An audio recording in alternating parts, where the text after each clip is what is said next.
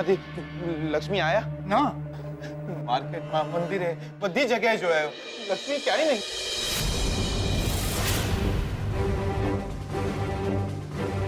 अरे पण આમ જાય ક્યાં? જીગલા તારી સાથે તો કઈ બોલાચાલી થઈ નથી ને? કદાચ રિસાઈને ક્યાં ગઈ હોય તો? ना दादी એવું કઈ નહીં બન્યું બપોરથી લક્ષ્મી બહાર ગઈ છે, રાત પડી ગઈ, ક્યાં ગઈ હશે? એ ઠીક તો હશે ને? એમાં મુંજારો થઈ રહ્યો છે. છોકરીની જાત છે અને એ માણસ જ્યાં પણ હશે દુનિયામાં એને શોધીશ, એનું ગળું પકડીશ અને એને કહીશ કે તમારા પડછાયાથી પણ દૂર રહે. જીગલા જા ગાડીની ચાવી લઈ આવ, હું જાઉં છું લક્ષ્મીને શોધવા. એ દાદો હું માનું છું પણ અત્યારે ડ્રાઈવર પણ નહીં હોય, તમે કેવી રીતે જશો?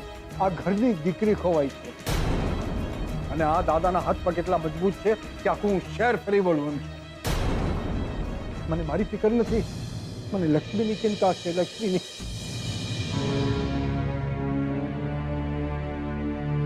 હું પણ આવું છું.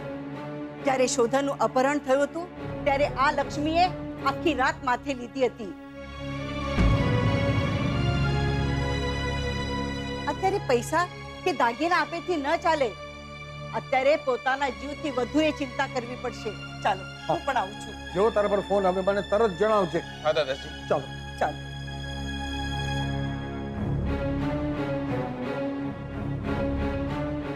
હું પણ શોધવા જાઉં છું એને. પણ મોમ, તમારા છૂટાછેડા ના થયા હોત તો આ ઘરની બહુ હોત.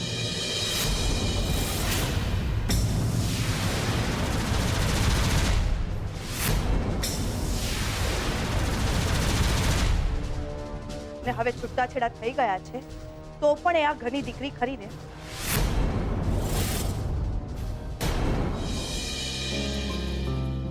એ ઘરડા માણસના હાથમાં લાકડી પણ જોઈ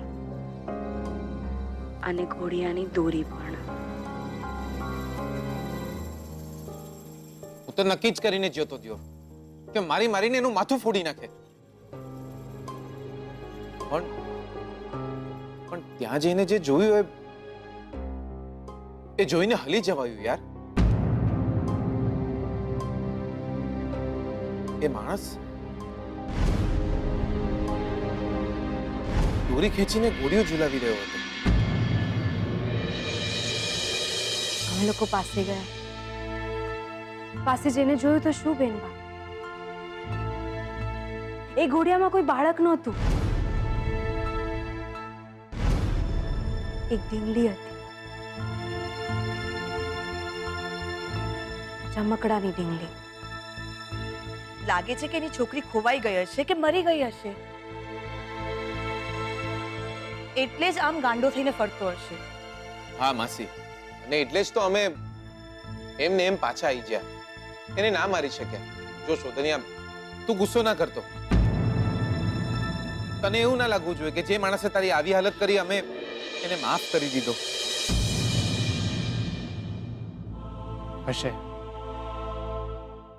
કયો માણસ કયા ભૂતકાળ કઈ પીડા સાથે જીવતો હોય છે એ આપણને ખબર નથી હોતી.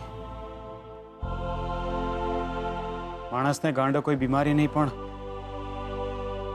જિંદગી વધુ બનાવે છે.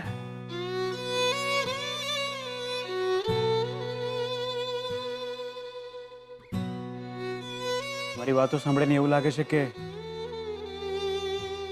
કદાચ એ માણસની પીડા મારાથી વધુ હશે. હશે, ભલે એને શોધનને માર્યું પણ ભગવાન એને માફ કરે. શોધન બેટા, તારે આરામ કરવો છે કે? માં હું બેઠો છું, મને ઊંઘ નથી આવતી. તમે શું છો? સારું, પણ સૂતા પહેલા દવા લઈ લેજે. હા જી. જય શ્રી કૃષ્ણ. જય શ્રી કૃષ્ણ.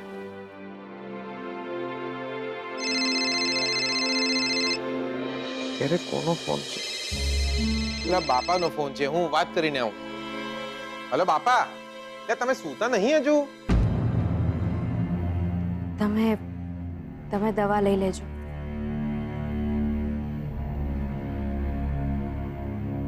કેવું છે તમને હવે? તમે સામે ચાલીને માણસને મળવા ગયા હતા. સારું છે તમને કંઈ થયું નથી, નહીતર કયો માણસ કઈ પીડા સાથે જીવતો હોય છે આપણે નથી જાણતા. અરે હા, શાસ્ત્રીજી મળ્યા હતા. ફરી ફરી એમને એક જ વાત કરી. દૂર જવાની વાત તો બહુ દૂર રહી, આપણા જો છૂટાછેડા પણ થઈ જશે તો પણ તમને તકલીફ પડશે. આટલી નફરત પછી પણ તમે તમારા પગ પર ઊભા થયા. ઘર વાળો છે પણ ઘર મંડાય એવું નથી, તો એ શુકન્યાળ. લક્ષ્મી આટલી જ શુકન્યાળ હોય તો પછી બીજાના ઘરે ઠેબા શું કામ ખાતી હોત? રણજી, લક્ષ્મી અને શોધનના છૂટાછેડા થઈ ગયા? હા. શું શોધને લક્ષ્મીને છૂટાછેડા આપી દીધા? અરે હા, આપવાનો જ હતો. લક્ષ્મી સાથે છેડો ફાડ્યા વિના શ્રુતિ સાથે છેડાછેડી કેવી રીતે બાંધત? અને આમ પણ શોધને તો મનમાં એમ છે કે શોધને તો મનમાં એમ જ છે કે જીગર અને લક્ષ્મી વચ્ચે પતિ પત્નીના સંબંધ છે. પણ જીગર અને લક્ષ્મી વચ્ચે આવા કોઈ જ સંબંધ નથી. પણ એકવાર મનમાં શંકાનું ઝેર ઘૂસી ગયા પછી ભલભલા માણસની મતિ ભ્રષ્ટ થઈ જતી હોય છે. અને શોધનને અત્યારે લક્ષ્મી માટે માત્ર ને માત્ર નફરત જ છે.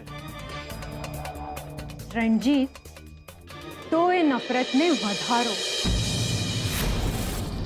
બળતામાં ઘી હોમો. લક્ષ્મી નામનું ભૂત આખા ઘરના માથે ભમી રહ્યું છે. એને આપણે ભગાડવાનું છે. હા, પણ એ બધું તો ઠીક છે, પણ ઘરમાં બધાને એમ છે કે તું પ્રેગ્નન્ટ છે એનું શું? અને આપણે આ ઘરમાં રહેવા માટે જુઠ્ઠું બોલ્યા હતા કે તું માં બનવાની છે.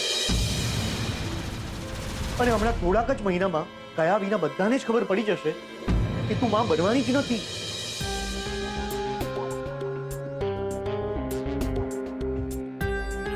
માં હું નથી બનવાની તો શું થયું રણજીત? માં કોઈ બીજું બની જશે. એટલે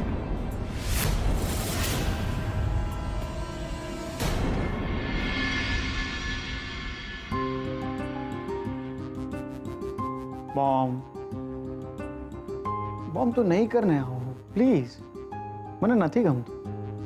દીકરા, આનાથી તને સારું થઈ જશે. ગરમાવો આવશે. બેઠા બેઠા પગ અકળાઈ ગયા છે તારા. હા મોમ, પણ તું આ મારા પગને અડે, મને નથી ગમતું. ગોદમાં લઈને ફરી છું તને. શું એ છોકરાઓ દુનિયા માટે મોટા થઈ જાય, મા માટે નહીં.